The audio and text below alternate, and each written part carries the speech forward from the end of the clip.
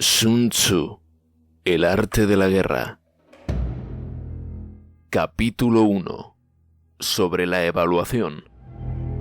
Sun Tzu dice: la guerra es de vital importancia para el Estado. Es el dominio de la vida o de la muerte, el camino hacia la supervivencia o la pérdida del imperio. Es forzoso manejarla bien. No reflexionar seriamente sobre todo lo que le concierne es dar prueba de una culpable indiferencia en lo que respecta a la conservación o pérdida de lo que nos es más querido, y ello no debe ocurrir entre nosotros.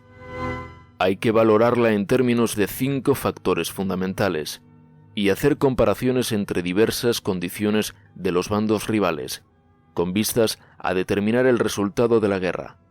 El primero de estos factores es la doctrina, el segundo, el tiempo, el tercero, el terreno, el cuarto, el mando, y el quinto, la disciplina. La doctrina significa aquello que hace que el pueblo esté en armonía con su gobernante, de modo que le siga donde sea, sin temer por sus vidas ni a correr cualquier peligro. El tiempo significa el yin y el yang, la noche y el día, el frío y el calor, días despejados o lluviosos, y el cambio de las estaciones. El terreno implica las distancias y hace referencia a dónde es fácil o difícil desplazarse, y si es campo abierto o lugares estrechos, y esto influencia las posibilidades de supervivencia. El mando ha de tener como cualidades sabiduría, sinceridad, benevolencia, coraje y disciplina. Por último, la disciplina ha de ser comprendida como la organización del ejército, las graduaciones y rangos entre los oficiales, la regulación de las rutas de suministros y la provisión de material militar al ejército. Estos 5 factores fundamentales han de ser conocidos por cada general. Aquel que los domina, vence. Aquel que no, sale derrotado. Por lo tanto, al trazar los planes, han de compararse los siguientes 7 factores, valorando cada uno con el mayor cuidado. ¿Qué dirigente es más sabio y capaz? ¿Qué comandante posee el mayor talento? ¿Qué ejército obtiene ventajas de la naturaleza y el terreno? ¿En qué ejército se observan mejor las regulaciones y las instrucciones? ¿Qué tropas son más fuertes? ¿Qué ejército tiene oficiales y tropas mejor entrenadas? ¿Qué ejército administra recompensas y castigos de forma más justa? Mediante el estudio de estos 7 factores, seré capaz de adivinar cuál de los 2 bandos saldrá victorioso y cuál será derrotado. El general que siga mi consejo es seguro que vencerá. Ese general ha de ser mantenido al mando. Aquel que ignore mi consejo ciertamente será derrotado. Ese debe ser destituido. Tras prestar atención a mi consejo y planes, el general debe crear una situación que contribuya a su cumplimiento. Por situación quiero decir que debe tomar en consideración la situación del campo y actuar de acuerdo con lo que le es ventajoso. El arte de la guerra se basa en el engaño. Por lo tanto, cuando es capaz de atacar, ha de aparentar incapacidad. Cuando las tropas se mueven, aparentar inactividad. Si está cerca del enemigo, ha de hacerle creer que está lejos. Si está lejos, aparentar que se está cerca. Poner cebos para atraer al enemigo. Golpear al enemigo cuando está desordenado. Prepararse contra él cuando está seguro en todas partes. Evitarle durante un tiempo cuando es más fuerte. Si tu oponente tiene un temperamento colérico, intenta irritarle. Si es arrogante, trata de fomentar su egoísmo. Si las tropas enemigas se hallan bien preparadas tras una reorganización, intenta desordenarlas. Si están unidas, siembra la disensión entre sus filas. Ataca al enemigo cuando no está preparado y aparece cuando no te espera. Estas son las claves de la victoria para el estratega. Ahora, si las estimaciones realizadas antes de la batalla indican victoria, es porque los cálculos cuidadosamente realizados muestran que tus condiciones son más favorables que las condiciones del enemigo. Si indican derrota, es porque muestran que las condiciones favorables para la batalla son menores. Con una evaluación cuidadosa, uno puede vencer. Sin ella, no puede. Muchas menos oportunidades de victoria tendrá aquel que no realiza cálculos en absoluto. Gracias a este método, se puede examinar la situación y el resultado aparece claramente. Capítulo 2. Sobre la iniciación de las acciones. Una vez comenzada la batalla, aunque estés ganando, de continuar por mucho tiempo, desanimará a tus tropas y embotará tu espada. Si estás sitiando una ciudad, agotarás tus fuerzas. Si mantienes a tu ejército durante mucho tiempo en campaña, tus suministros se agotarán. Las armas son instrumentos de mala suerte. Emplearlas por mucho tiempo producirá calamidades. Como se ha dicho, los que a hierro matan, a hierro mueren. Cuando tus tropas están desanimadas, tu espada embotada, agotadas tus fuerzas y tus suministros son escasos, hasta los tuyos se aprovecharán de tu debilidad para sublevarse. Entonces, aunque tengas consejeros sabios, al final no podrás hacer que las cosas salgan bien. Por esta causa he oído hablar de operaciones militares que han sido torpes y repentinas, pero nunca he visto a ningún experto en el arte de la guerra que mantuviese la campaña por mucho tiempo. Nunca es beneficioso para un país dejar que una operación militar se prolongue por mucho tiempo. Como se dice comúnmente, sé rápido como el trueno que retumba antes de que hayas podido taparte los oídos, veloz como el relámpago que relumbra antes de haber podido pestañear. Por lo tanto, los que no son totalmente conscientes de la desventaja de servirse de las armas no pueden ser totalmente conscientes de las ventajas de utilizarlas. Los que utilizan los medios militares con pericia no activan a sus tropas dos veces, ni proporcionan alimentos en tres ocasiones con un mismo objetivo. Esto quiere decir que no se debe movilizar al pueblo más de una vez por campaña, y que inmediatamente después de alcanzar la victoria no se debe regresar al propio país para hacer una segunda movilización. Al principio, esto significa proporcionar alimentos para las propias tropas, pero después se quitan los alimentos al enemigo. Si tomas los suministros de armas de tu propio país, pero quitas los alimentos al enemigo, puedes estar bien abastecido de armamento y de provisiones. Cuando un país se empobrece a causa de las operaciones militares, se debe al transporte de provisiones desde un lugar distante. Si las transportas desde un lugar distante, el pueblo se empobrecerá. Los que habitan cerca de donde está el ejército pueden vender sus cosechas a precios elevados, pero se acaba de este modo el bienestar de la mayoría de la población. Cuando se transportan las provisiones muy lejos, la gente se arruina a causa del alto costo. En los mercados cercanos al ejército, los precios de las mercancías se aumentan. Por lo tanto, las largas campañas militares constituyen una lacra para el país. Cuando se agotan los recursos, los impuestos se recaudan bajo presión. Cuando el poder y los recursos se han agotado, se arruina el propio país. Se priva al pueblo de gran parte de su presupuesto, mientras que los gastos del gobierno para armamentos se elevan. Los habitantes constituyen la base de un país. Los alimentos son la felicidad del pueblo. El príncipe debe respetar este hecho y ser sobrio y austero en sus gastos públicos.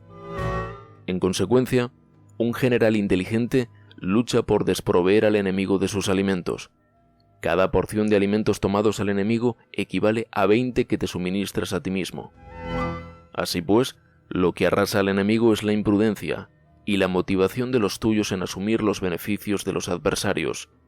Cuando recompenses a tus hombres con los beneficios que ostentaban los adversarios, los harás luchar por propia iniciativa, y así podrás tomar el poder y la influencia que tenía el enemigo. Es por esto para lo que se dice que donde hay grandes recompensas hay hombres valientes. Por consiguiente, en una batalla de carros, recompensa primero al que tome al menos 10 carros. Si recompensas a todo el mundo, no habrá suficiente para todos. Así pues, ofrece una recompensa a un soldado para animar a todos los demás. Cambia sus colores de los soldados enemigos hechos prisioneros. Utilízalos mezclados con los tuyos. Trata bien a los soldados y préstales atención. Los soldados prisioneros deben ser bien tratados para conseguir que en el futuro luchen para ti. A esto se llama vencer al adversario e incrementar por añadidura tus propias fuerzas. Si utilizas al enemigo para derrotar al enemigo, serás poderoso en cualquier lugar a donde vayas. Así pues, lo más importante en una operación militar es la victoria y no la persistencia. Esta última no es beneficiosa. Un ejército es como el fuego. Si no lo apagas, se consumirá por sí mismo. Por lo tanto, sabemos que el que está a la cabeza del ejército está a cargo de las vidas de los habitantes y de la seguridad de la nación. Capítulo 3. Sobre las proposiciones de la victoria y la derrota. Como regla general, es mejor conservar a un enemigo intacto que destruirlo, capturar a sus soldados para conquistarlos y dominar a sus jefes. Un general decía: practica las artes marciales, calcula la fuerza de tus adversarios, haz que pierdan su ánimo y dirección, de manera que aunque el ejército enemigo esté intacto, sea inservible. Esto es ganar sin violencia. Si destruyes al ejército enemigo y matas a sus generales, asaltas sus defensas disparando, reúnes a una muchedumbre y usurpas un territorio, todo esto es ganar por la fuerza. Por esto, los que ganan todas las batallas no son realmente profesionales. Los que consiguen que se rindan impotentes los ejércitos ajenos sin luchar son los mejores maestros del arte de la guerra. Los guerreros superiores atacan mientras los enemigos están proyectando sus planes, luego deshacen sus alianzas. Por eso, un gran emperador decía: el que lucha por la victoria frente a espadas desnudas no es un buen general. La peor táctica es atacar a una ciudad, asediar. Acorralar a una ciudad solo se lleva a cabo como último recurso. Emplea no menos de 3 meses en preparar tus artefactos y otros 3 para coordinar los recursos para tu asedio. Nunca se debe atacar por cólera y con prisas. Es aconsejable tomarse tiempo en la planificación y coordinación del plan. Por lo tanto, un verdadero maestro de las artes marciales vence a otras fuerzas enemigas sin batalla, conquista otras ciudades sin asediarlas y destruye otros ejércitos sin emplear mucho tiempo. Un maestro experto en las artes marciales deshace los planes de los enemigos, estropea sus relaciones y alianzas, les corta los suministros o bloquea su camino, venciendo mediante estas tácticas sin necesidad de luchar. Es imprescindible luchar contra todas las facciones enemigas para obtener una victoria completa, de manera que su ejército no quede acuartelado y el beneficio sea total. Esta es la ley del asedio estratégico. La victoria completa se produce cuando el ejército no lucha, la ciudad no es asediada, la destrucción no se prolonga durante mucho tiempo y en cada caso el enemigo es vencido por el empleo de la estrategia. Así pues, la regla de la utilización de la fuerza es la siguiente: si tus fuerzas son 10 veces superiores a las del adversario, rodéalo. Si son 5 veces superiores, atácalo. Si son 2 veces superiores, divídelo. Si tus fuerzas son iguales en número, lucha si te es posible. Si tus fuerzas son inferiores, mantente continuamente en guardia, pues el más pequeño fallo te acarrearía las peores consecuencias. Trata de mantenerte al abrigo y evita en lo posible un enfrentamiento abierto con él. La prudencia y la firmeza de un pequeño número de personas pueden llegar a cansar y a dominar incluso a numerosos ejércitos. Este consejo se aplica en los casos en que todos los factores son equivalentes. Si tus fuerzas están en orden mientras que las suyas están inmersas en el caos, si tú y tus fuerzas están con ánimo y ellos desmoralizados, entonces, aunque sean más numerosos, puedes entrar en batalla. Si tus soldados, tus fuerzas, tu estrategia y tu valor son menores que las de tu adversario, entonces debes retirarte y buscar una salida. En consecuencia, si el bando más pequeño es obstinado, cae prisionero del bando más grande. Esto quiere decir que si un pequeño ejército no hace una valoración adecuada de su poder y se atreve a enemistarse con una gran potencia, por mucho que su defensa sea firme, inevitablemente se convertirá en conquistado. Si no puedes ser fuerte, pero tampoco sabes ser débil, serás derrotado. Los generales son servidores del pueblo. Cuando su servicio es completo, el pueblo es fuerte. Cuando su servicio es defectuoso, el pueblo es débil. Así pues, existen 3 maneras en las que un príncipe lleva al ejército al desastre. Cuando un príncipe ignora los asuntos militares pero comparte en pie de igualdad el mando del ejército, los soldados acaban confusos. Cuando el príncipe ignora cómo llevar a cabo las maniobras militares, pero comparte por igual su dirección, los soldados están vacilantes. Una vez que los ejércitos están confusos y vacilantes, empiezan los problemas procedentes de los adversarios. A esto se le llama perder la victoria por trastornar el aspecto militar. Si intentas utilizar los métodos de un gobierno civil para dirigir una operación militar, la operación será confusa. Triunfan aquellos que saben cuándo luchar y cuándo no, saben discernir cuándo utilizar muchas o pocas tropas. Tienen tropas cuyos rangos superiores e inferiores tienen el mismo objetivo. Se enfrentan con preparativos a enemigos desprevenidos. Tienen generales competentes y no limitados por sus gobiernos civiles. Estas 5 son las maneras de conocer al futuro vencedor. Hablar de que el príncipe sea el que da las órdenes en todo es como el general solicitarle permiso al príncipe para poder apagar un fuego. Para cuando sea autorizado, ya no quedan sino cenizas. Si conoces a los demás y te conoces a ti mismo, ni en 100 batallas correrás peligro.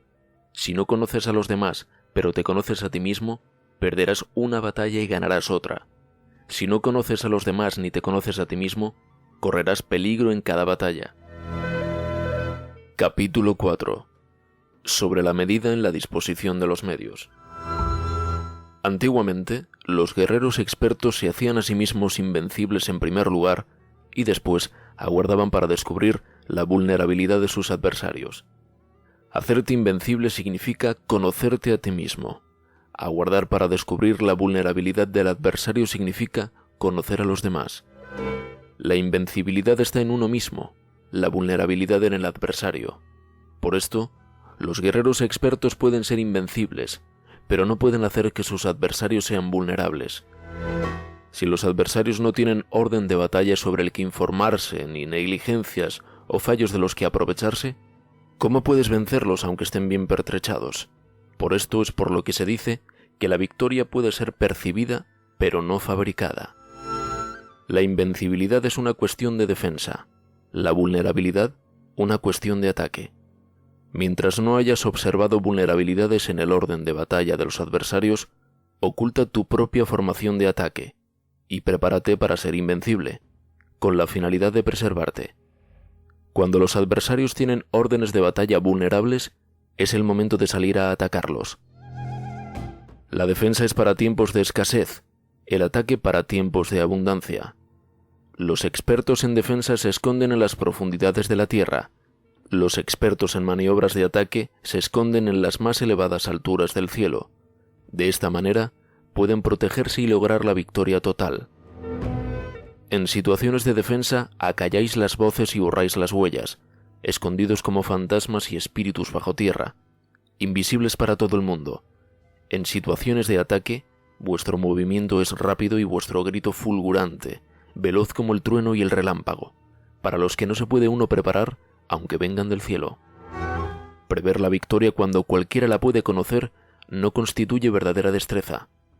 Todo el mundo elogia la victoria ganada en batalla, pero esa victoria no es realmente tan buena.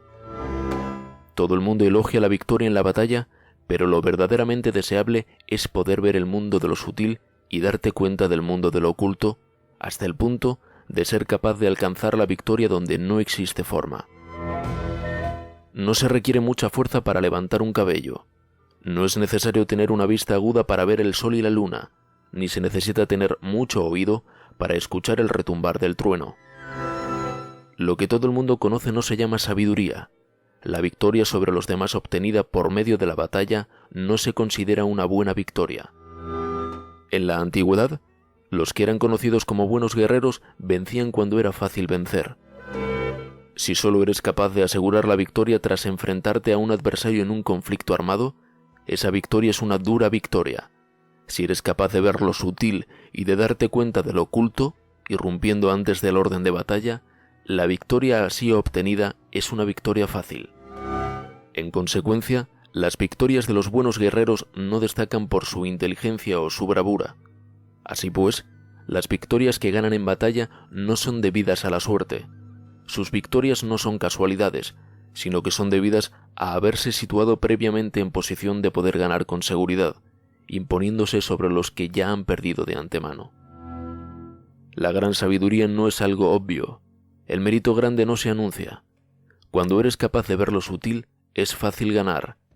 ¿Qué tiene esto que ver con la inteligencia o la bravura? Cuando se resuelven los problemas antes de que surjan, ¿quién llama a esto inteligencia? Cuando hay victoria sin batalla, ¿quién habla de bravura? Así pues, los buenos guerreros toman posición en un terreno en el que no pueden perder, y no pasan por alto las condiciones que hacen a su adversario proclive a la derrota. En consecuencia, un ejército victorioso gana primero y entabla la batalla después. Un ejército derrotado lucha primero e intenta obtener la victoria después. Esta es la diferencia entre los que tienen estrategia y los que no tienen planes premeditados. Los que utilizan bien las armas cultivan el camino y observan las leyes. Así pueden gobernar prevaleciendo sobre los corruptos. Servirse de la armonía para desvanecer la oposición, no atacar un ejército inocente, no hacer prisioneros o tomar botín para donde pasa el ejército, no cortar los árboles ni contaminar los pozos, limpiar y purificar los templos de las ciudades y montañas del camino que atraviesas, no repetir los errores de una civilización decadente, a todo esto se llama el camino y sus leyes. Cuando el ejército está estrictamente disciplinado hasta el punto en que los soldados morirían antes que desobedecer las órdenes, y las recompensas y los castigos merecen confianza y están bien establecidos, cuando los jefes y oficiales son capaces de actuar de esta forma, pueden vencer a un príncipe enemigo corrupto. Las reglas militares son 5: medición, valoración, cálculo, comparación y victoria. El terreno da lugar a las mediciones, estas dan lugar a las valoraciones a los cálculos, estos a las comparaciones, y las comparaciones dan lugar a las victorias. Mediante las comparaciones de las dimensiones puedes conocer dónde se halla la victoria o la derrota. En consecuencia, un ejército victorioso es como un kilo comparado con un grano. Un ejército derrotado es como un grano comparado con un kilo. Cuando el que gana consigue que su pueblo vaya a la batalla como si estuviera dirigiendo una gran corriente de agua hacia un cañón profundo, esto es una cuestión de orden de batalla. Cuando el agua se acumula en un cañón profundo, nadie puede medir su cantidad, lo mismo que nuestra defensa no muestra su forma. Cuando se suelta el agua, se precipita hacia abajo como un torrente, de manera tan irresistible como nuestro propio ataque. Capítulo 5. Sobre la firmeza. La fuerza es la energía acumulada o la que se percibe. Esto es muy cambiante. Los expertos son capaces de vencer al enemigo creando una percepción favorable en ellos, así obtener la victoria sin necesidad de ejercer su fuerza. Gobernar sobre muchas personas como si fueran poco es una cuestión de dividirlas en grupos o sectores. Es organización. Batallar contra un gran número de tropas como si fueran pocas es una cuestión de demostrar la fuerza, símbolos y señales. Se refiere a lograr una percepción de fuerza y poder en la oposición. En el campo de batalla se refiere a las formaciones y banderas utilizadas para desplegar las tropas y coordinar sus movimientos. Lograr que el ejército sea capaz de combatir contra el adversario sin ser derrotado es una cuestión de emplear métodos ortodoxos o heterodoxos. La ortodoxia y la heterodoxia no es algo fijo, sino que se utilizan como un ciclo. Un emperador que fue un famoso guerrero y administrador hablaba de manipular las percepciones de los adversarios sobre lo que es ortodoxo y heterodoxo, y después atacar inesperadamente, combinando ambos métodos hasta convertirlo en uno, volviéndose así indefinible para el enemigo. Que el efecto de las fuerzas sea como el de piedras arrojadas sobre huevos es una cuestión de lleno y vacío. Cuando induces a los adversarios a atacarte en tu territorio, su fuerza siempre está vacía, en desventaja. Mientras que no compitas en lo que son los mejores, tu fuerza siempre estará llena. Atacar con lo vacío contra lo lleno es como arrojar piedras sobre huevos, de seguro se rompen. Cuando se entabla una batalla de manera directa, la victoria se gana por sorpresa. El ataque directo es ortodoxo, el ataque indirecto es heterodoxo. Solo hay dos clases de ataques en la batalla, el extraordinario por sorpresa y el directo ordinario, pero sus variantes son innumerables. Lo ortodoxo y lo heterodoxo se originan recíprocamente, como un círculo sin comienzo ni fin. ¿Quién podría agotarlos? Cuando la velocidad del agua que fluye alcanza el punto en el que puede mover las piedras, esta es la fuerza directa. Cuando la velocidad y maniobrabilidad del halcón es tal que puede atacar y matar, esto es precisión. Lo mismo ocurre con los guerreros expertos. Su fuerza es rápida, su precisión certera. Su fuerza es como disparar una catapulta. Su precisión es dar en el objetivo previsto y causar el efecto esperado. El desorden llega del orden. La cobardía surge del valor. La debilidad brota de la fuerza. Si quieres fingir desorden para convencer a tus adversarios y distraerlos, primero tienes que organizar el orden, porque solo entonces puedes crear un desorden artificial. Si quieres fingir cobardía para conocer la estrategia de los adversarios, primero tienes que ser extremadamente valiente, porque solo entonces puedes actuar como tímido de manera artificial. Si quieres fingir debilidad para inducir la arrogancia en tus enemigos, primero has de ser extremadamente fuerte, porque solo entonces puedes pretender ser débil. El orden y el desorden son una cuestión de organización. La cobardía es una cuestión de valentía y de ímpetu. La fuerza y la debilidad son una cuestión de la formación en la batalla. Cuando un ejército tiene la fuerza del ímpetu, percepción, incluso el tímido se vuelve valiente. Cuando pierde la fuerza del ímpetu, incluso el valiente se convierte en tímido. Nada está fijado en las leyes de la guerra. Estas se desarrollan sobre la base del ímpetu. Con astucia se puede anticipar y lograr que los adversarios se convenzan a sí mismos cómo proceder y moverse. Les ayuda a caminar por el camino que les traza. Hace moverse a los enemigos con la perspectiva del triunfo, para que caigan en la emboscada. Los buenos guerreros buscan la efectividad en la batalla a partir de la fuerza del ímpetu, percepción, y no dependen solo de la fuerza de sus soldados. Son capaces de escoger a la mejor gente, desplegarlos adecuadamente y dejar que la fuerza del ímpetu logre sus objetivos. Cuando hay entusiasmo, convicción, orden, organización, recursos, compromiso de los soldados, tienes la fuerza del ímpetu, y el tímido es valeroso. Así es posible asignar a los soldados por sus capacidades, habilidades y encomendarle deberes y responsabilidades adecuadas. El valiente puede luchar, el cuidadoso puede hacer de centinela, y el inteligente puede estudiar, analizar y comunicar. Cada cual es útil. Hacer que los soldados luchen permitiendo que la fuerza del ímpetu haga su trabajo es como hacer rodar rocas. Las rocas permanecen inmóviles cuando están en un lugar plano, pero ruedan en un plano inclinado.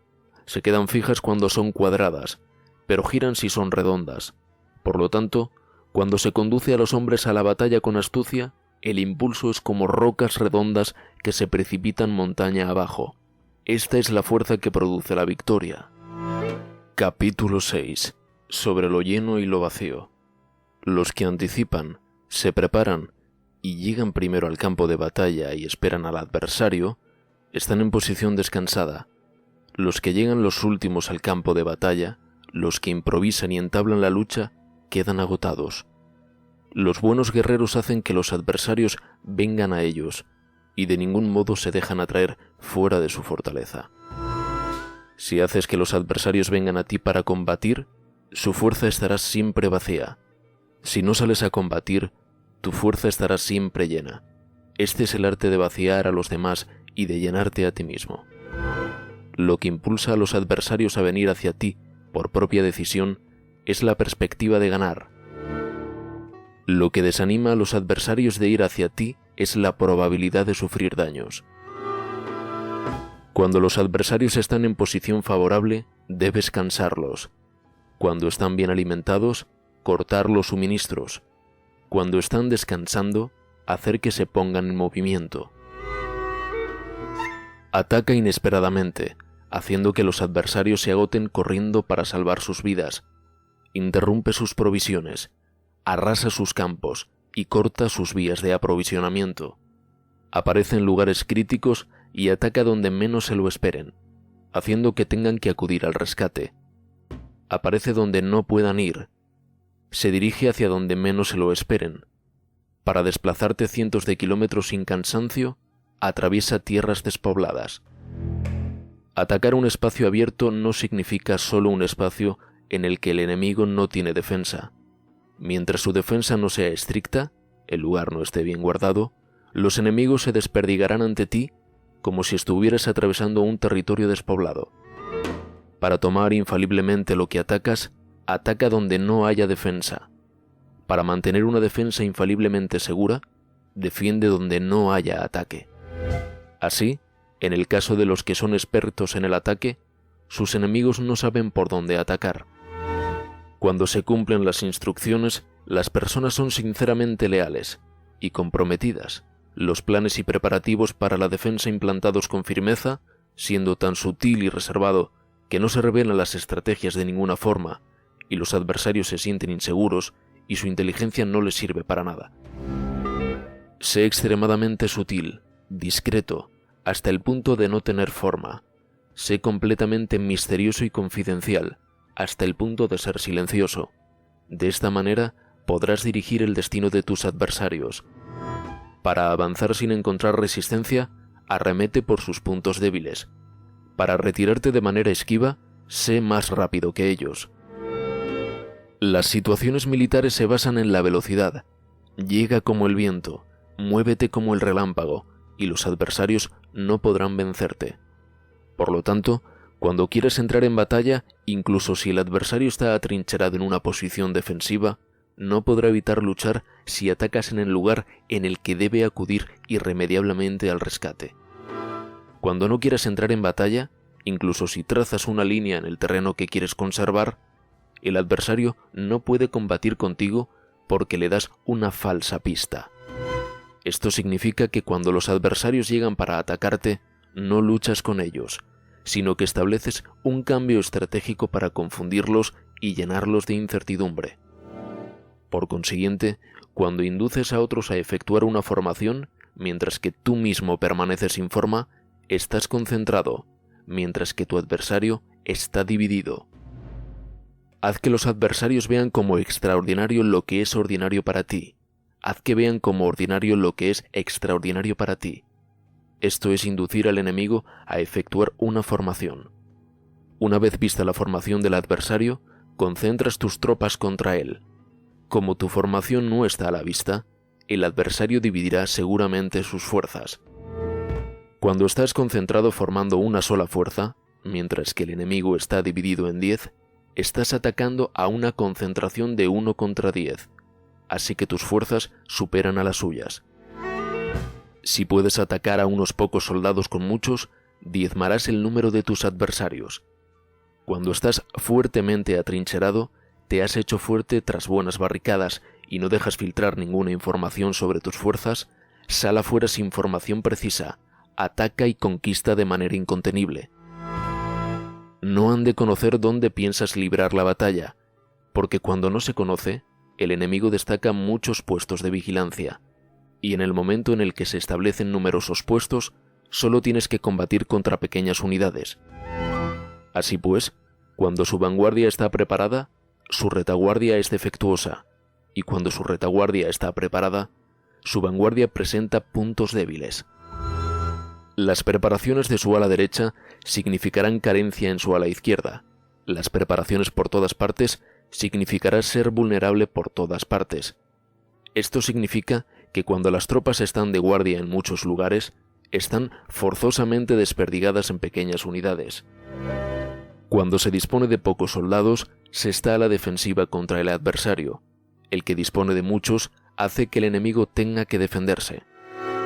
Cuantas más defensas induces a adoptar a tu enemigo, más debilitado quedará. Así, si conoces el lugar y la fecha de la batalla, puedes acudir a ella aunque estés a 1000 kilómetros de distancia. Si no conoces el lugar y la fecha de la batalla, entonces tu flanco izquierdo no puede salvar al derecho, tu vanguardia no puede salvar a tu retaguardia, y tu retaguardia no puede salvar a tu vanguardia, ni siquiera en un territorio de unas pocas docenas de kilómetros. Si tienes muchas más tropas que los demás, ¿cómo puede ayudarte este factor para obtener la victoria? Si no conoces el lugar y la fecha de la batalla, aunque tus tropas sean más numerosas que las de ellos, ¿cómo puedes saber si vas a ganar o a perder? Así pues, se dice que la victoria puede ser creada. Si haces que los adversarios no sepan el lugar y la fecha de la batalla, siempre puedes vencer. Incluso si los enemigos son numerosos, puede hacerse que no entren en combate. Por tanto, haz tu valoración sobre ellos para averiguar sus planes y determinar qué estrategia puede tener éxito y cuál no. Incítalos a la acción para descubrir cuál es el esquema general de sus movimientos y descansa. Haz algo por o en contra de ellos para atraer su atención, de manera que puedas descubrir sus hábitos de comportamiento de ataque y de defensa. Indúcelos a adoptar formaciones específicas para conocer sus puntos flacos. Esto significa utilizar muchos métodos para confundir y perturbar al enemigo con el objetivo de observar sus formas de respuesta hacia ti. Después de haberlas observado, actúas en consecuencia, de manera que puedes saber qué clase de situaciones significan vida y cuáles significan muerte. Pruébalos para averiguar sus puntos fuertes y sus puntos débiles. Por lo tanto, el punto final de la formación de un ejército es llegar a la no forma.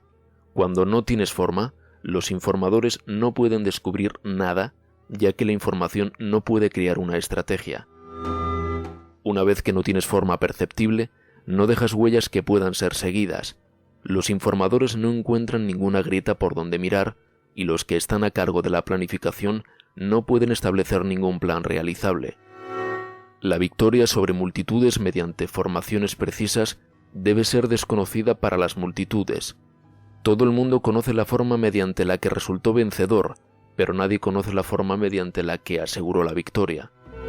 En consecuencia, la victoria en la guerra no es repetitiva, sino que adapta su forma continuamente.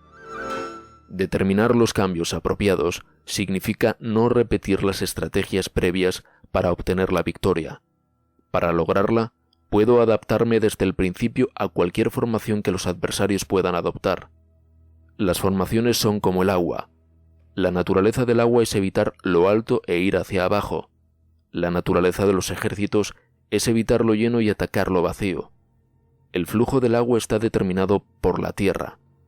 La victoria viene determinada por el adversario. Así pues, un ejército no tiene formación constante, lo mismo que el agua no tiene forma constante. Se llama genio a la capacidad de obtener la victoria cambiando y adaptándose según el enemigo. Capítulo 7. Sobre el enfrentamiento directo e indirecto. La regla ordinaria para el uso del ejército es que el mando del ejército reciba órdenes de las autoridades civiles y después reúne y concentra a las tropas, acuartelándolas juntas. Nada es más difícil que la lucha armada. Luchar con otros cara a cara para conseguir ventajas es lo más arduo del mundo. La dificultad de la lucha armada es hacer cercanas las distancias largas y convertir los problemas en ventajas. Mientras que das la apariencia de estar muy lejos, empiezas tu camino y llegas antes que el enemigo. Por lo tanto, haces que su ruta sea larga, atrayéndole con la esperanza de ganar. Cuando emprendes la marcha después que los otros y llegas antes que ellos, conoces la estrategia de hacer que las distancias sean cercanas. Sírvete de una unidad especial para engañar al enemigo atrayéndole a una falsa persecución, haciéndole creer que el grueso de tus fuerzas está muy lejos. Entonces, lanzas una fuerza de ataque sorpresa que llega antes, aunque emprendió el camino después. Por consiguiente, la lucha armada puede ser provechosa y puede ser peligrosa. Para el experto es provechosa, para el inexperto, peligrosa. Movilizar a todo el ejército para el combate en aras de obtener alguna ventaja tomaría mucho tiempo. Pero combatir por una ventaja con un ejército incompleto tendría como resultado una falta de recursos. Si te movilizas rápidamente y sin parar día y noche, recorriendo el doble de la distancia habitual, y si luchas por obtener alguna ventaja a miles de kilómetros, tus jefes militares serán hechos prisioneros. Los soldados que sean fuertes llegarán allí primero. Los más cansados llegarán después. Como regla general, solo lo conseguirá 1 de cada 10. Cuando la ruta es larga, las tropas se cansan. Si han gastado su fuerza en la movilización, llegan agotadas mientras que sus adversarios están frescos. Así pues, es seguro que serán atacadas. Combatir por una ventaja a 50 kilómetros de distancia frustrará los planes del mando, y como regla general, solo la mitad de los soldados lo harán. Si se combate por obtener una ventaja a 30 kilómetros de distancia, solo 2 de cada 3 soldados los recorrerán. Así pues, un ejército perece si no está equipado, si no tiene provisiones o si no tiene dinero. Estas 3 cosas son necesarias. No puedes combatir para ganar con un ejército no equipado, o sin provisiones, lo que el dinero facilita. Por tanto, si ignoras los planes de tus rivales, no puedes hacer alianzas precisas. A menos que conozcas las montañas y los bosques, los desfiladeros y los pasos, y la condición de los pantanos, no puedes maniobrar con una fuerza armada. A menos que utilices guías locales, no puedes aprovecharte de las ventajas del terreno. Solo cuando conoces cada detalle de la condición del terreno, puedes maniobrar y guerrear. Por consiguiente, una fuerza militar se usa según la estrategia prevista. Se moviliza mediante la esperanza de recompensa y se adapta mediante la división y la combinación. Una fuerza militar se establece mediante la estrategia en el sentido de que distraes al enemigo para que no pueda conocer cuál es tu situación real y no pueda imponer su supremacía. Se moviliza mediante la esperanza de recompensa, en el sentido de que entra en acción cuando ve la posibilidad de obtener una ventaja. Dividir y volver a hacer combinaciones de tropas se hace para confundir al adversario y observar cómo reacciona frente a ti. De esta manera, puedes adaptarte para obtener la victoria. Por eso, cuando una fuerza militar se mueve con rapidez, es como el viento. Cuando va lentamente, es como el bosque. Es voraz como el fuego e inmóvil como las montañas. Es rápida como el viento en el sentido que llega sin avisar y desaparece como el relámpago. Es como un bosque porque tiene un orden. Es voraz como el fuego que devasta una planicie sin dejar tras sí ni una brizna de hierba. Es inmóvil como una montaña cuando se acuartela. Es tan difícil de conocer como la oscuridad. Su movimiento es como un trueno que retumba. Para ocupar un lugar, divide a tus tropas. Para expandir tu territorio, divide los beneficios.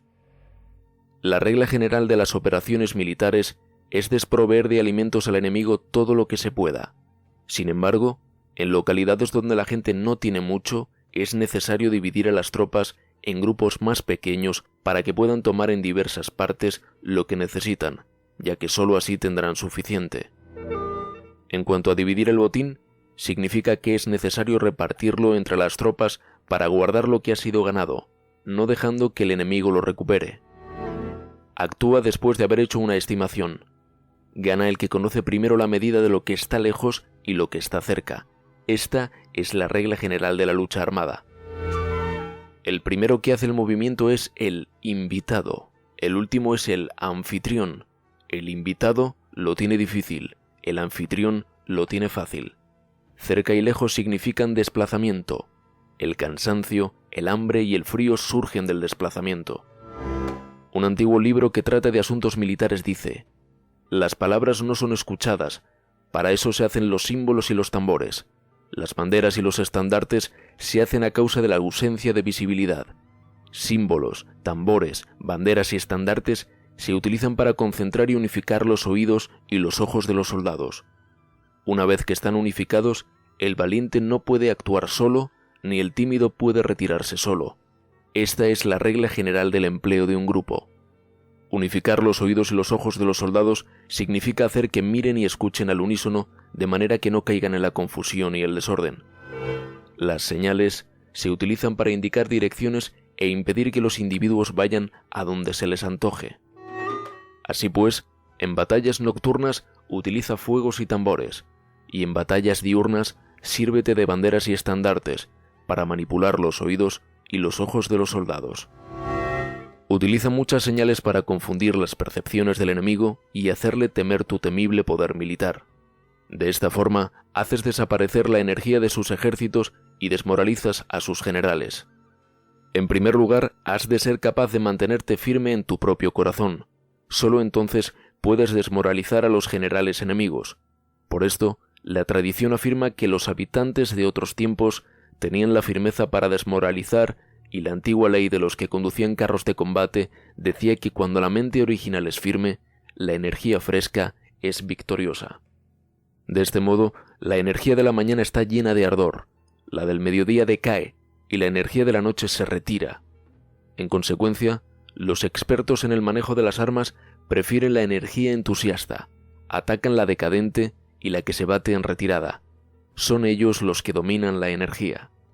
Cualquier débil en el mundo se dispone a combatir en un minuto si se siente animado, pero cuando se trata realmente de tomar las armas y de entrar en batalla, es poseído por la energía. Cuando esta energía se desvanece, se detendrá, estará asustado y se arrepentirá de haber comenzado. La razón por la que esa clase de ejércitos miran por encima del hombro a enemigos fuertes, lo mismo que miran a las doncellas vírgenes, es porque se están aprovechando de su agresividad, estimulada por cualquier causa. Utilizar el orden para enfrentarse al desorden, utilizar la calma para enfrentarse con los que se agitan, esto es dominar el corazón. A menos que tu corazón esté totalmente abierto y tu mente en orden, no puedes esperar ser capaz de adaptarte a responder sin límites, a manejar los acontecimientos de manera infalible, a enfrentarte a dificultades graves e inesperadas sin turbarte, dirigiendo cada cosa sin confusión. Dominar la fuerza es esperar a los que vienen de lejos, aguardar con toda comodidad a los que se han fatigado y con el estómago saciado a los hambrientos. Esto es lo que se quiere decir cuando se habla de atraer a otros hacia donde estás, al tiempo que evitas ser inducido a ir hacia donde están ellos. Evitar la confrontación contra formaciones de combate bien ordenadas y no atacar grandes batallones constituye el dominio de la adaptación. Por tanto, la regla general de las operaciones militares es no enfrentarse a una gran montaña ni oponerse al enemigo de espaldas a esta. Esto significa que si los adversarios están en un terreno elevado, no debes atacarles cuesta arriba, y que cuando efectúan una carga cuesta abajo, no debes hacerles frente. No persigas a los enemigos cuando finjan una retirada, ni ataques tropas expertas. Si los adversarios huyen de repente antes de agotar su energía, seguramente hay emboscadas esperándote para atacar a tus tropas. En este caso, debes retener a tus oficiales para que no se lancen en su persecución. No consumas la comida de sus soldados. Si el enemigo abandona de repente sus provisiones, éstas han de ser probadas antes de ser comidas por si están envenenadas. No detengas a ningún ejército que esté en camino a su país. Bajo estas circunstancias, un adversario luchará hasta la muerte. Hay que dejarle una salida a un ejército rodeado. Muéstrales una manera de salvar la vida para que no estén dispuestos a luchar hasta la muerte, y así podrás aprovecharte para atacarles. No presiones a un enemigo desesperado. Un animal agotado seguirá luchando, pues esa es la ley de la naturaleza. Estas son las leyes de las operaciones militares. Capítulo 8. Sobre los 9 cambios. Por lo general, las operaciones militares están bajo el del gobernante civil para dirigir al ejército. El general no debe levantar su campamento en un terreno difícil. Deja que se establezcan relaciones diplomáticas en las fronteras. No permanezcas en un territorio árido ni aislado. Cuando te halles en un terreno cerrado, prepara alguna estrategia y muévete. Cuando te halles en un terreno mortal, lucha. Terreno cerrado significa que existen lugares escarpados que te rodean por todas partes, de manera que el enemigo tiene movilidad, que puede llegar e irse con libertad, pero a ti te es difícil salir y volver. Cada ruta debe ser estudiada para que sea la mejor. Hay rutas que no debes usar, ejércitos que no han de ser atacados, ciudades que no deben ser rodeadas, terrenos sobre los que no se debe combatir, y órdenes de gobernantes civiles que no deben ser obedecidas. En consecuencia, los generales que conocen las variables posibles para aprovecharse del terreno saben cómo manejar las fuerzas armadas. Si los generales no saben cómo adaptarse de manera ventajosa, aunque conozcan la condición del terreno, no pueden aprovecharse de él. Si están al mando de ejércitos, pero ignoran las artes de la total adaptabilidad, aunque conozcan el objetivo a lograr, no pueden hacer que los soldados luchen por él. Si eres capaz de ajustar la campaña, cambiar conforme al ímpetu de las fuerzas, entonces la ventaja no cambia, y los únicos que son perjudicados son los enemigos. Por esta razón, no existe una estructura permanente. Si puedes comprender totalmente este principio, puedes hacer que los soldados actúen en la mejor forma posible. Por lo tanto, las consideraciones de la persona inteligente siempre incluyen el analizar objetivamente el beneficio y el daño.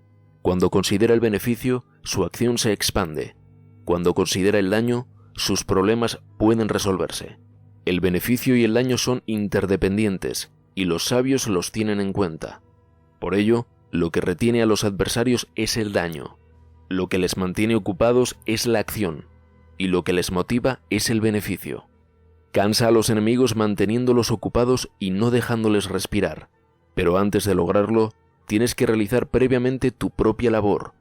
Esa labor consiste en desarrollar un ejército fuerte, un pueblo próspero, una sociedad armoniosa y una manera ordenada de vivir. Así pues, la norma general de las operaciones militares consiste en no contar con que el enemigo no acuda, sino confiar en tener los medios de enfrentarte a él. No contar con que el adversario no ataque, sino confiar en poseer lo que no puede ser atacado. Si puedes recordar siempre el peligro cuando estás a salvo y el caos en tiempos de orden, permanece atento al peligro y al caos mientras no tengan todavía forma, y evítalos antes de que se presenten. Esta es la mejor estrategia de todas. Por esto, existen 5 rasgos que son peligrosos en los generales. Los que están dispuestos a morir pueden perder la vida. Los que quieren preservar la vida pueden ser hechos prisioneros. Los que son dados a los apasionamientos irracionales pueden ser ridiculizados. Los que son muy puritanos pueden ser deshonrados. Los que son compasivos pueden ser turbados. Si te presentas en un lugar que con toda seguridad los enemigos se precipitaran a defender, las personas compasivas se apresurarán invariablemente a rescatar a sus habitantes, causándose a sí mismos problemas y cansancio. Estos son 5 rasgos que constituyen defectos en los generales y que son desastrosos para las operaciones militares. Los buenos generales son de otra manera, se comprometen hasta la muerte, pero no se aferran a la esperanza de sobrevivir, actúan de acuerdo con los acontecimientos en forma racional y realista, sin dejarse llevar por las emociones ni estar sujetos a quedar confundidos. Cuando ven una buena oportunidad, son como tigres, en caso contrario cierran sus puertas. Su acción y su no acción son cuestiones de estrategia y no pueden ser complacidos ni enfadados. Capítulo 9. Sobre la distribución de los medios. Las maniobras militares son el resultado de los planes y las estrategias en la manera más ventajosa para ganar. Determinan la movilidad y efectividad de las tropas.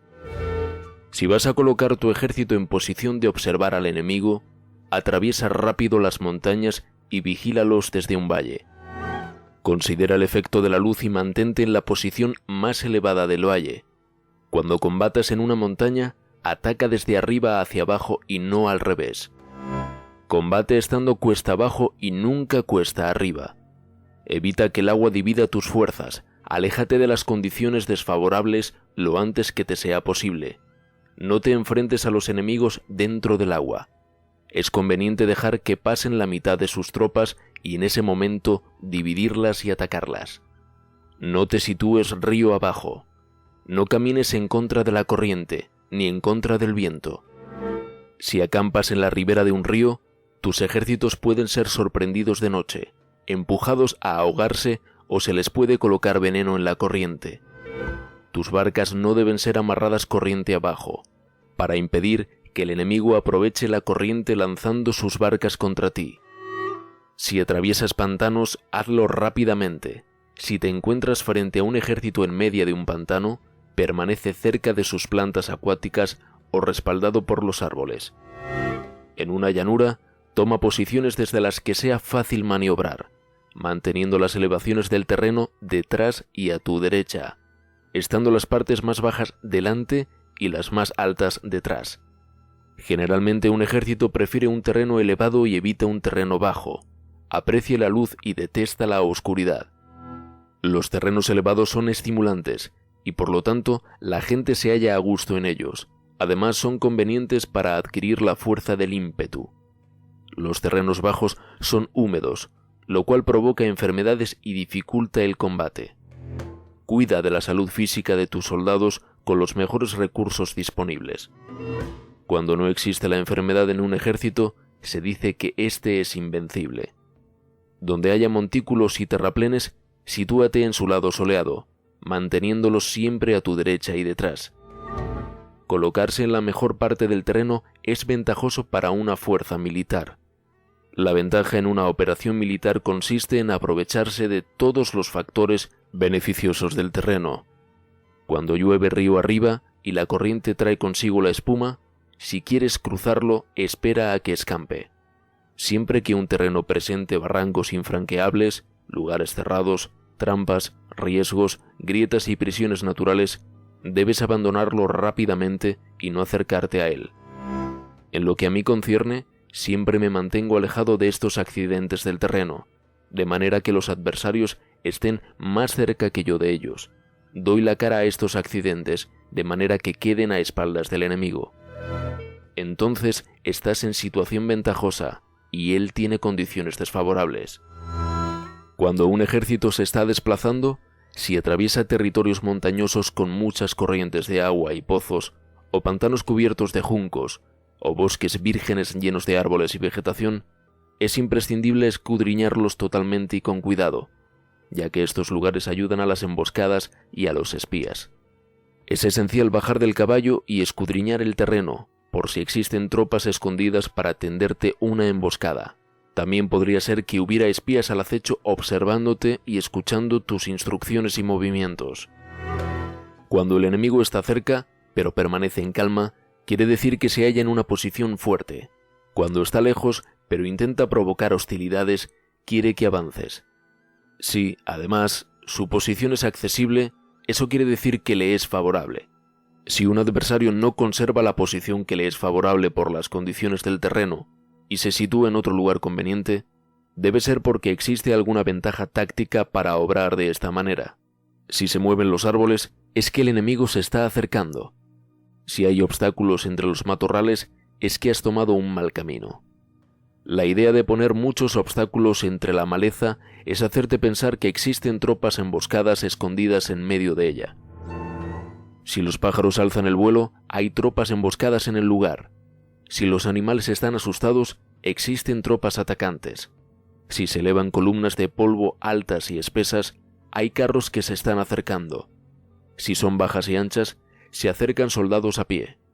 Humaredas esparcidas significan que se está cortando leña. Pequeñas polvaredas que van y vienen indican que hay que levantar el campamento. Si los emisarios del enemigo pronuncian palabras humildes mientras que éste incrementa sus preparativos de guerra, esto quiere decir que va a avanzar. Cuando se pronuncian palabras altisonantes y se avanza ostentosamente, es señal de que el enemigo se va a retirar. Si sus emisarios vienen con palabras humildes, envía espías para observar al enemigo y comprobarás que está aumentando sus preparativos de guerra. Cuando los carros ligeros salen en primer lugar y se sitúan en los flancos, están estableciendo un frente de batalla. Si los emisarios llegan pidiendo la paz sin firmar un tratado, significa que están tramando algún complot. Si el enemigo dispone rápidamente a sus carros en filas de combate, es que está esperando refuerzos. No se precipitarán para un encuentro ordinario si no entienden que les ayudará, o debe haber una fuerza que se halla a distancia y que es esperada en un determinado momento para unir sus tropas y atacarte. Conviene anticipar, prepararse inmediatamente para esta eventualidad. Si la mitad de sus tropas avanza y la otra mitad retrocede, es que el enemigo piensa atraerte a una trampa.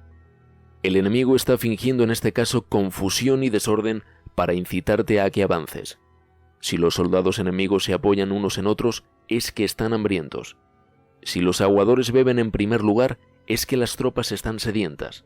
Si el enemigo ve una ventaja pero no la aprovecha, es que está cansado.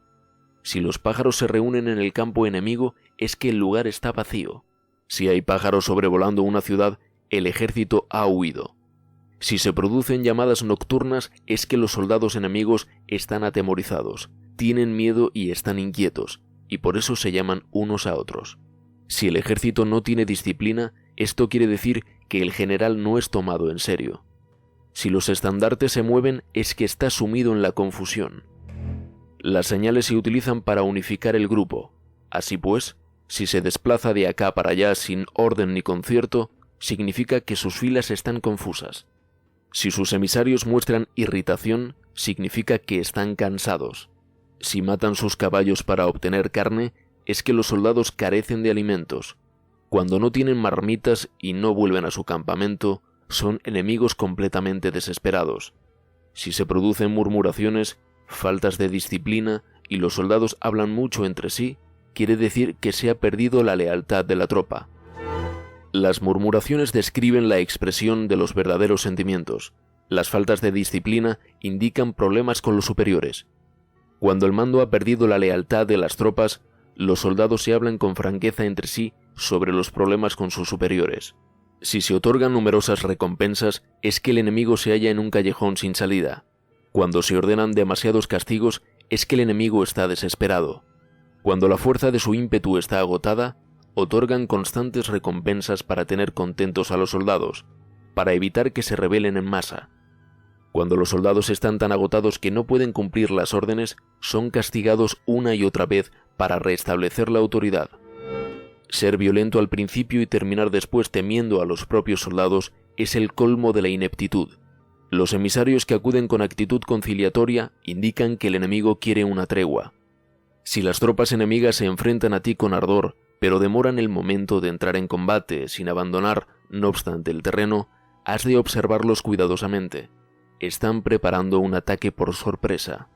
En asuntos militares no es necesariamente más beneficioso ser superior en fuerzas, solo evitar actuar con violencia innecesaria. Es suficiente con consolidar tu poder, hacer estimaciones sobre el enemigo y conseguir reunir tropas. Eso es todo. El enemigo que actúa aisladamente, que carece de estrategia y que toma a la ligera a sus adversarios, inevitablemente acabará siendo derrotado. Si tu plan no contiene una estrategia de retirada o posterior al ataque, sino que confías exclusivamente en la fuerza de tus soldados y tomas a la ligera a tus adversarios sin valorar su condición, con toda seguridad caerás prisionero. Si se castiga a los soldados antes de haber conseguido que sean leales al mando, no obedecerán, y si no obedecen, serán difíciles de emplear. Tampoco podrán ser empleados si no se lleva a cabo ningún castigo, incluso después de haber obtenido su lealtad. Cuando existe un sentimiento subterráneo de aprecio y confianza, y los corazones de los soldados están ya vinculados al mando, si se relaja la disciplina, los soldados se volverán arrogantes y será imposible emplearlos. Por lo tanto, dirígelos mediante el arte civilizado y unifícalos mediante las artes marciales. Esto significa una victoria continua. Arte civilizado significa humanidad, y artes marciales significan reglamentos. Mándalos con humanidad y benevolencia. Unifícalos de manera estricta y firme. Cuando la benevolencia y la firmeza son evidentes, es posible estar seguro de la victoria. Cuando las órdenes se dan de manera clara, sencilla y consecuente a las tropas, éstas las aceptan.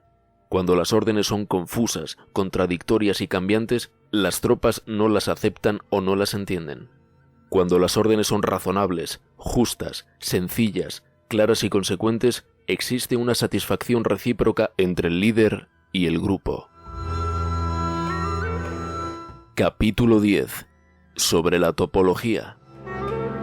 Algunos terrenos son fáciles, otros difíciles, algunos neutros, otros estrechos, accidentados o abiertos. Cuando el terreno sea accesible, sé el primero en establecer tu posición, eligiendo las alturas soleadas, una posición que sea adecuada para transportar los suministros. Así tendrás ventaja cuando libres la batalla. Cuando estés en un terreno difícil de salir, estás limitado. En este terreno, si tu enemigo no está preparado, puedes vencer si sigues adelante, pero si el enemigo está preparado y sigues adelante, tendrás muchas dificultades para volver de nuevo a él, lo cual jugará en contra tuya. Cuando es un terreno desfavorable para ambos bandos, se dice que es un terreno neutro. En un terreno neutro, incluso si el adversario te ofrece una ventaja, no te aproveches de ella. Retírate, induciendo a salir a la mitad de las tropas enemigas, y entonces cae sobre él aprovechándote de esta condición favorable. En un terreno estrecho, si eres el primero en llegar, debes ocuparlo totalmente y esperar al adversario. Si él llega antes, no lo persigas si bloquea los desfiladeros, persíguelos solo si no los bloquea. En terreno accidentado, si eres el primero en llegar, debes ocupar sus puntos altos y soleados y esperar al adversario. Si éste los ha ocupado antes, retírate y no lo persigas. En un terreno abierto, la fuerza del ímpetu se encuentra igualada, y es difícil provocarle a combatir de manera desventajosa para él. Entender estas 6 clases de terreno es la responsabilidad principal del general, y es imprescindible considerarlos. Estas son las configuraciones del terreno. Los generales que las ignoran salen derrotados. Así pues, entre las tropas están las que huyen, las que se retraen, las que se derrumban, las que se rebelan y las que son derrotadas. Ninguna de estas circunstancias constituyen desastres naturales, sino que son debidas a los errores de los generales. Las tropas que tienen el mismo ímpetu pero que atacan en proporción de 1 contra 10 salen derrotadas. Los que tienen tropas fuertes pero cuyos oficiales son débiles quedan retraídos. Los que tienen soldados débiles al mando de oficiales fuertes se verán en apuros. Cuando los oficiales superiores están encolerizados y son violentos, y se enfrentan al enemigo por su cuenta y por despecho, y cuando los generales ignoran sus capacidades, el ejército se desmoronará. Como norma general, para poder vencer al enemigo, todo el mando militar debe tener una sola intención y todas las fuerzas militares deben cooperar. Cuando los generales son débiles y carecen de autoridad, cuando las órdenes no son claras, cuando oficiales y soldados no tienen solidez y las formaciones son anárquicas, se produce revuelta. Los generales que son derrotados son aquellos que son incapaces de calibrar a los adversarios. Entran en combate con fuerzas superiores en número o mejor equipadas, y no seleccionan a sus tropas según los niveles de preparación de las mismas. Si empleas soldados sin seleccionar a los preparados de los no preparados, a los arrojados y a los timoratos, te estás buscando tu propia derrota. Estas son las 6 maneras de ser derrotado. La comprensión de estas situaciones es la responsabilidad suprema de los generales y deben ser consideradas. La primera es no calibrar el número de fuerzas. La segunda, la ausencia de un sistema claro de recompensas y castigos. La tercera, la insuficiencia de entrenamiento. La cuarta es la pasión irracional. La quinta es la ineficacia de la ley del orden. Y la sexta es el fallo de no seleccionar a los soldados fuertes y resueltos. La configuración del terreno puede ser un apoyo para el ejército. Para los jefes militares, el curso de la acción adecuada es calibrar al adversario para asegurar la victoria y calcular los riesgos y las distancias. Salen vencedores los que libran batallas conociendo estos elementos. Salen derrotados los que luchan ignorándolos. Por lo tanto, cuando las leyes de la guerra señalan una victoria segura, es claramente apropiado entablar batalla, incluso si el gobierno ha dado órdenes de no atacar. Si las leyes de la guerra no indican una victoria segura, es adecuado no entrar en batalla, aunque el gobierno haya dado la orden de atacar. De este modo, se avanza sin pretender la gloria, se ordena la retirada sin evitar la responsabilidad, con el único propósito de proteger a la población y en beneficio también del gobierno. Así se rinde un servicio valioso a la nación. Avanzar y retirarse en contra de las órdenes del gobierno no se hace por interés personal, sino para salvaguardar las vidas de la población y en auténtico beneficio del gobierno. Servidores de esta talla son muy útiles para un pueblo. Mira por tus soldados como miras por un recién nacido. Así estarán dispuestos a seguirte hasta los valles más profundos. Cuida de tus soldados como cuidas de tus queridos hijos, y morirán gustosamente contigo. Pero si eres tan amable con ellos que no los puedes utilizar, si eres tan indulgente que no les puedes dar órdenes, tan informal que no puedes disciplinarlos, tus soldados serán como niños mimados y, por lo tanto, inservibles. Las recompensas no deben utilizarse solas, ni debe confiarse solamente en los castigos. En caso contrario, las tropas, como niños mimosos, se acostumbran a disfrutar o a quedar resentidas por todo. Esto es dañino y los vuelve inservibles. Si sabes que tus soldados son capaces de atacar, pero ignoras si el enemigo es invulnerable a un ataque, tienes solo la mitad de posibilidades de ganar.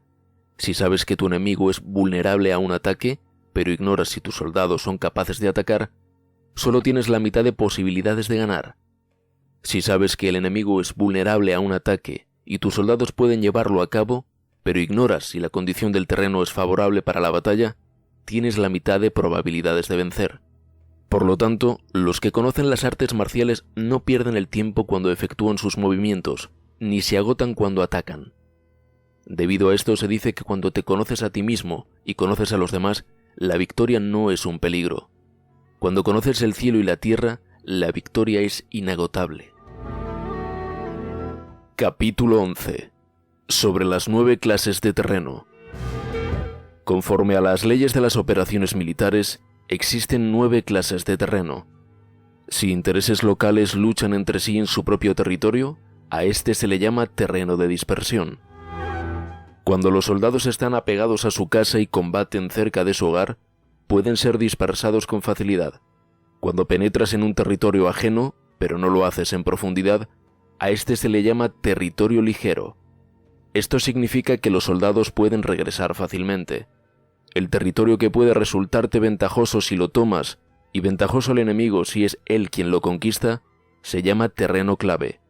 Un terreno de lucha inevitable es cualquier enclave defensivo o paso estratégico. Un territorio igualmente accesible para ti y para los demás se llama terreno de comunicación. El territorio que está rodeado por 3 territorios rivales y es el primero en proporcionar libre acceso a él a todo el mundo se llama terreno de intersección. El terreno de intersección es aquel en el que convergen las principales vías de comunicación uniéndolas entre sí. Sé el primero en ocuparlo, y la gente tendrá que ponerse de tu lado. Si lo obtienes, te encuentras seguro. Si lo pierdes, corres peligro. Cuando penetras en profundidad en un territorio ajeno y dejas detrás muchas ciudades y pueblos, a este terreno se le llama difícil. Es un terreno del que es difícil regresar. Cuando atraviesas montañas boscosas, desfiladeros abruptos u otros accidentes difíciles de atravesar, a esto se le llama terreno desfavorable. Cuando el acceso es estrecho y la salida es tortuosa, de manera que una pequeña unidad enemiga puede atacarte, aunque tus tropas sean más numerosas, a este se le llama terreno cercado. Si eres capaz de una gran adaptación, puedes atravesar este territorio. Si solo puedes sobrevivir en un territorio luchando con rapidez, y si es fácil morir si no lo haces, a este se le llama terreno mortal.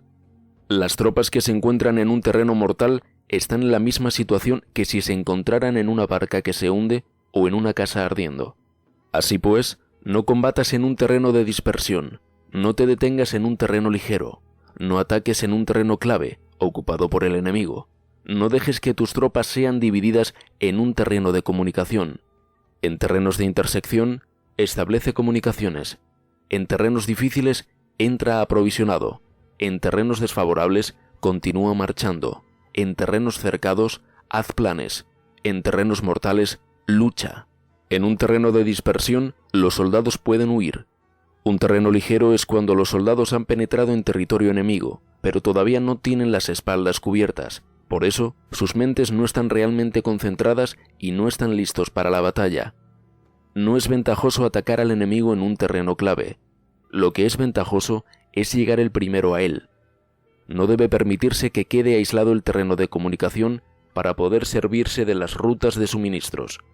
En terrenos de intersección, estarás a salvo si estableces alianzas. Si las pierdes, te encontrarás en peligro. En terrenos difíciles, entrar aprovisionado significa reunir todo lo necesario para estar allí mucho tiempo. En terrenos desfavorables, ya que no puedes atrincherarte en ello, debes apresurarte a salir. En terrenos cercados, introduce tácticas sorpresivas. Si las tropas caen en un terreno mortal, todo el mundo luchará de manera espontánea. Por esto se dice, sitúa a las tropas en un terreno mortal y sobrevivirán. Los que eran antes considerados como expertos en el arte de la guerra, eran capaces de hacer que el enemigo perdiera contacto entre su vanguardia y su retaguardia. La confianza entre las grandes y las pequeñas unidades, el interés recíproco por el bienestar de los diferentes rangos, el apoyo mutuo entre gobernantes y gobernados, el alistamiento de soldados y la coherencia de sus ejércitos.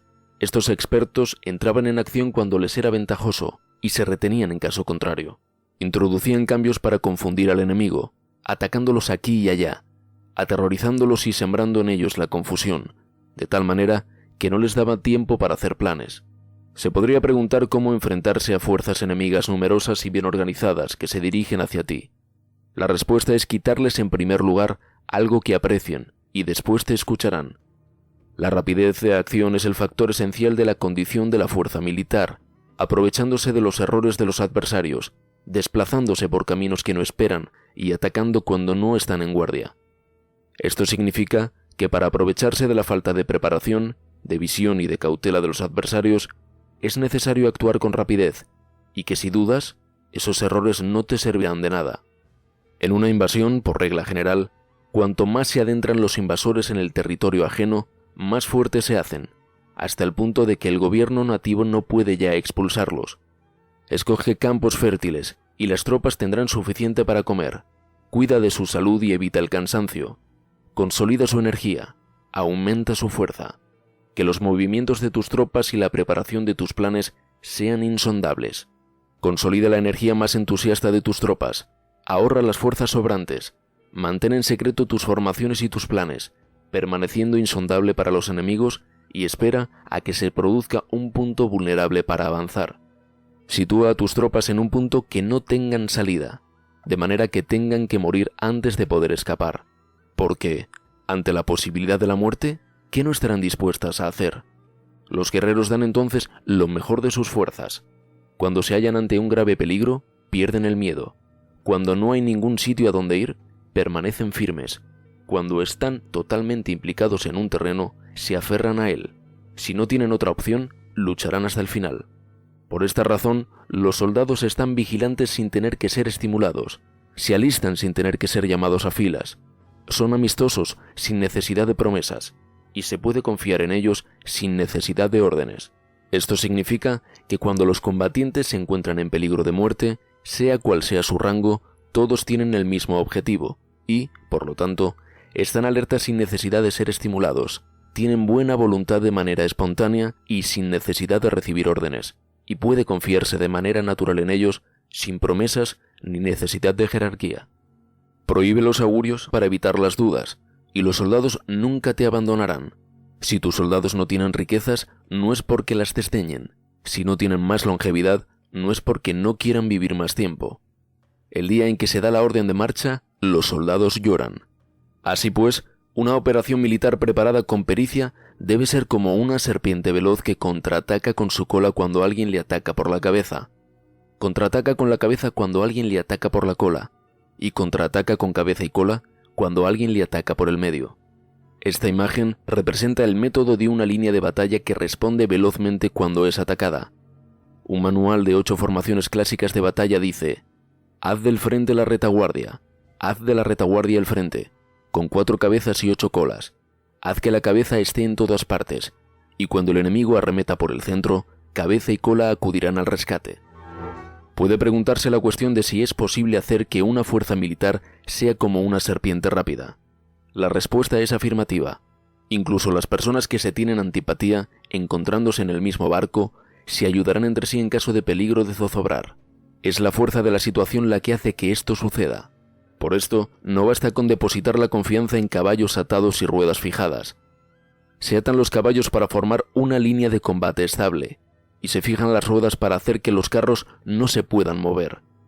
Pero aún así, esto no es suficientemente seguro ni se puede confiar en ello. Es necesario permitir que haya variantes a los cambios que se hacen, poniendo a los soldados en situaciones mortales, de manera que combatan de forma espontánea y se ayuden unos a otros codo con codo. Este es el camino de la seguridad y de la obtención de una victoria cierta. La mejor organización es hacer que se exprese el valor y mantenerlo constante. Tener éxito tanto con tropas débiles como con tropas aguerridas se basa en la configuración de las circunstancias. Si obtienes la ventaja del terreno, puedes vencer a los adversarios, incluso con tropas ligeras y débiles. ¿Cuánto más te sería posible si tienes tropas poderosas y aguerridas? Lo que hace posible la victoria a ambas clases de tropas es las circunstancias del terreno. Por lo tanto, los expertos en operaciones militares logran la cooperación de la tropa, de tal manera que dirigir un grupo es como dirigir a un solo individuo que no tiene más que una sola opción. Corresponde al general ser tranquilo, reservado, justo y metódico. Sus planes son tranquilos y absolutamente secretos para que nadie pueda descubrirlos. Su mando es justo y metódico, así que nadie se atreve a tomarlo a la ligera. Puede mantener a sus soldados sin información y en completa ignorancia de sus planes. Cambia sus acciones y revisa sus planes, de manera que nadie pueda reconocerlos. Cambia de lugar su emplazamiento y se desplaza por caminos sinuosos, de manera que nadie pueda anticiparse. Puedes ganar cuando nadie puede entender en ningún momento cuáles son tus intenciones. Dice un gran hombre: el principal engaño que se valora en las operaciones militares no se dirige solo a los enemigos, sino que empieza por las propias tropas, para hacer que le sigan a uno sin saber a dónde van. Cuando un general fija una meta a sus tropas, es como el que sube a un lugar elevado y después retira la escalera.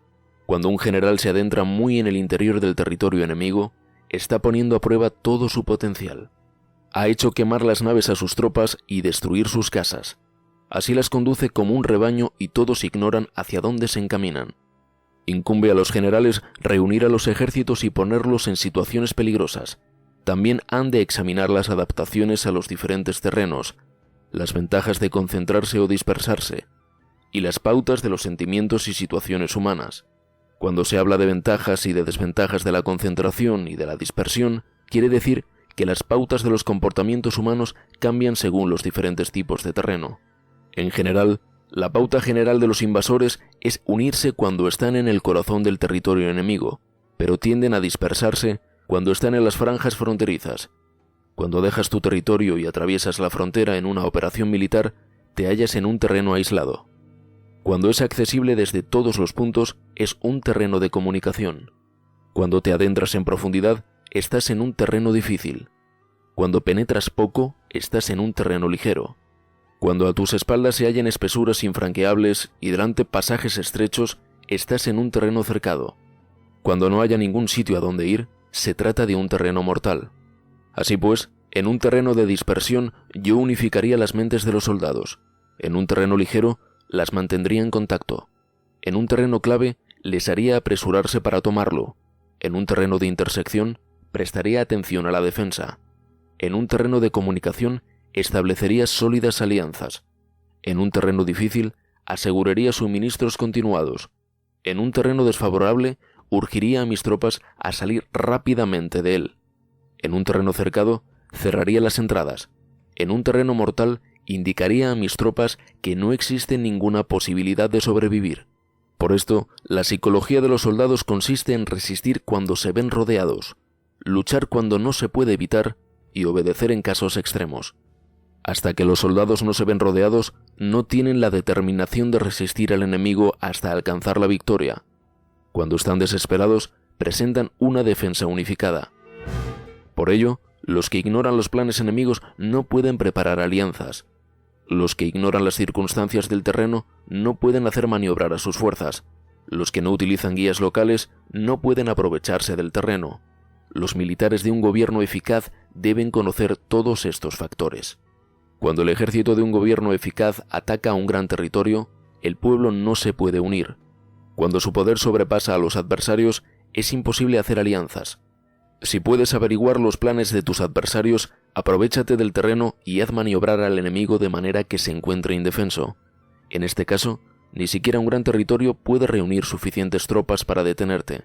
Por lo tanto, si no luchas por obtener alianzas, ni aumentas el poder de ningún país, pero extiendes tu influencia personal amenazando a los adversarios, todo ello hace que el país y las ciudades enemigas sean vulnerables. Otorga recompensas que no estén reguladas y da órdenes desacostumbradas. Considera la ventaja de otorgar recompensas que no tengan precedentes.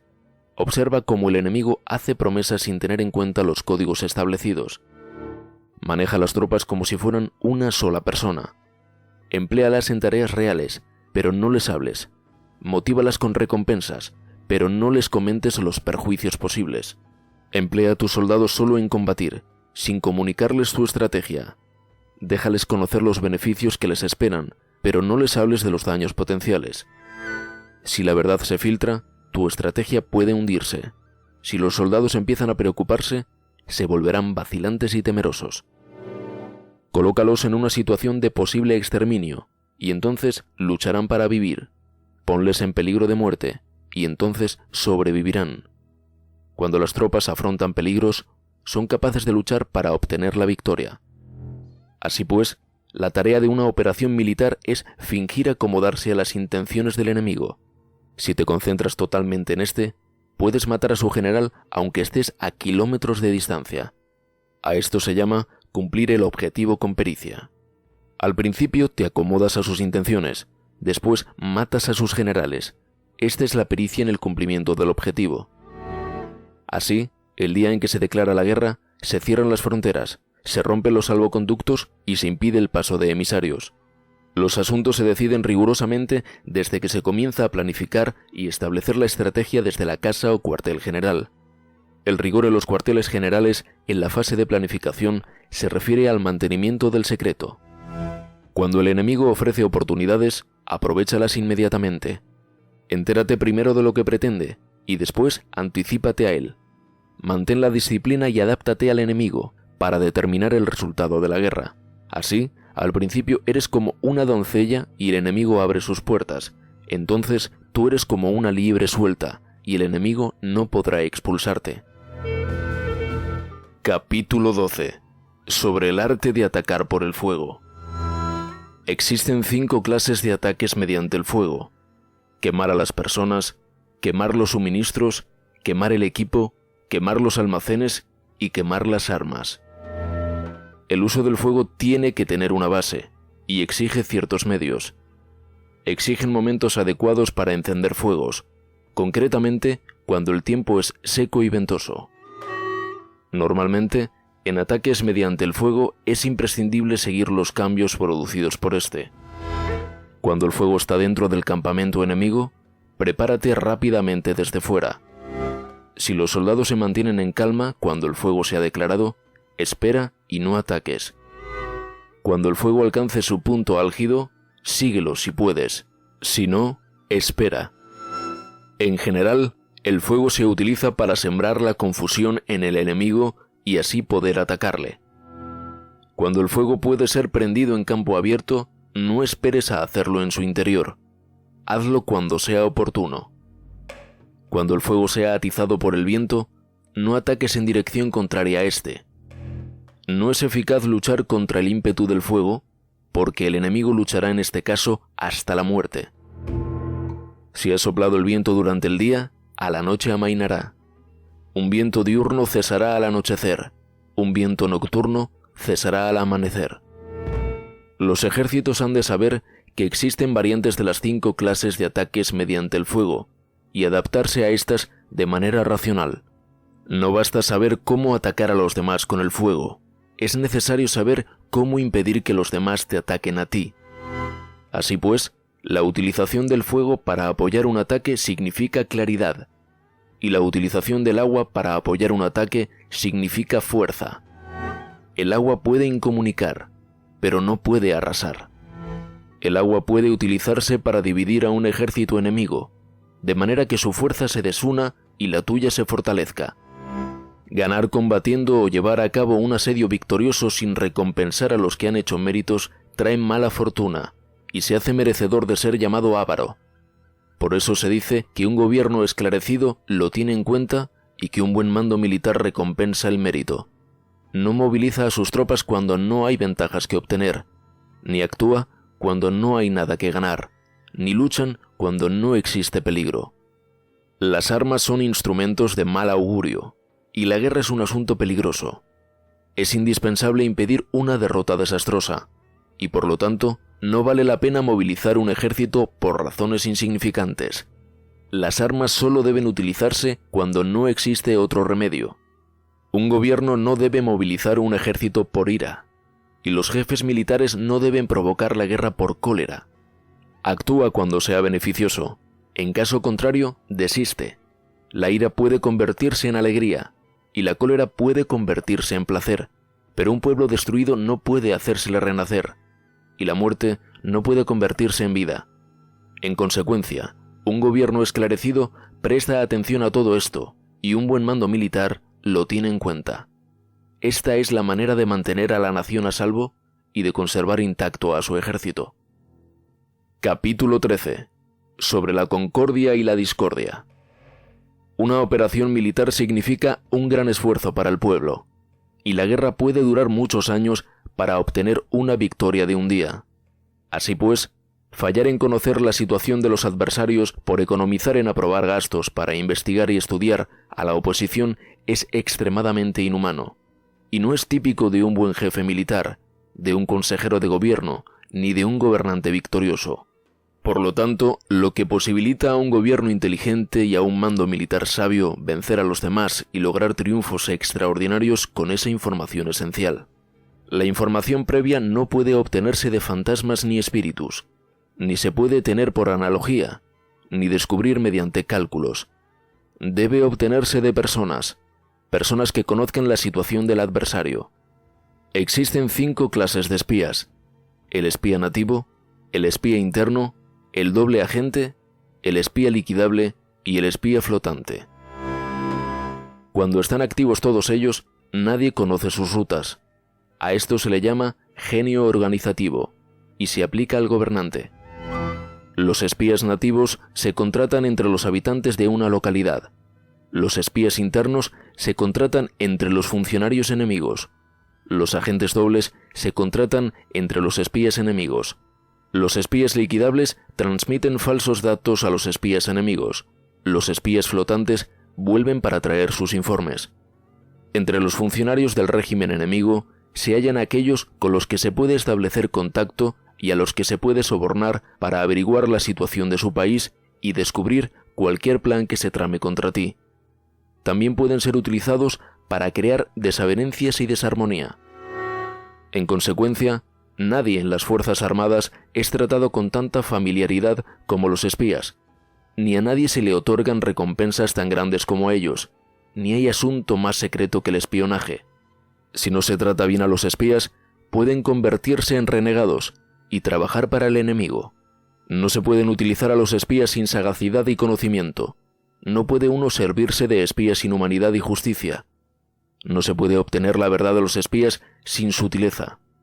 Ciertamente, es un asunto muy delicado. Los espías son útiles en todas partes.